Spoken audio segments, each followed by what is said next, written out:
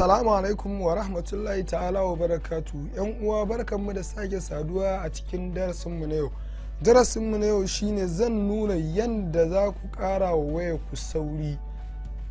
Insha Allah kuka biyo mu daga farkon darasin nan har ƙarshe zan nuna yanda za ku ga wayoyinku sun ƙara sauri ba tare da suna rarrikewa ba a yayin da saƙonni suke zuwa mutum a cikin Android. Ta wannan hanya shine za ta taimaka ma wajen yin amfani da wayarka. Sai ku shiga application ku taba setting kamar haka, sai ku taba kasan setting din, sai ku taba system,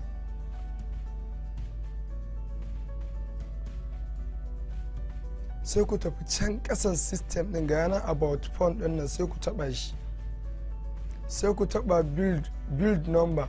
So in na tattaba ni zai nuna nayi, amma kuma ku zai iya nuna muku ku sa key ko wani abu, sai ku sa ku fita kamar haka. Yanan ya bude min developer option, amma in baka taba can ba zai baka alamar developer option ba. Sai ku tafi can kasa kamar haka, ga wani guri na rubuta window animation scale, sai ku taba shi. Gashi nan yana kan na uku, abinda nake so ne muku amfani da shi. So ga nan guda uku ne, shi ma yana kan na uku, shi ma yana kan na uku. So sai mu kakkashe shi gaba daya off, sai mu kashe shi ma wannan off, sai mu kashe ɗayan ma off. To wayar za ku ga ta ƙara sauri, za ku ga duk abin da mutum ya shiga da wuri za ta shiga da wuri za ta fita, sannan kuma ba ta rinka rarrakewa ba.